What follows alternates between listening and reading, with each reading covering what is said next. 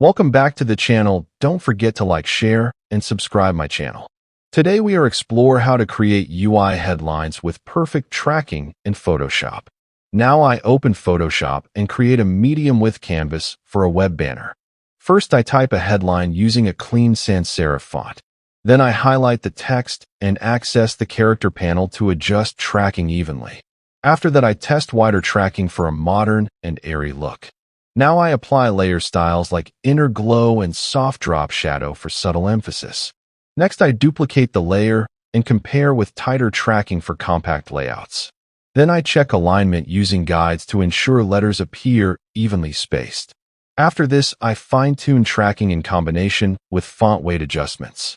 Now I zoom out to confirm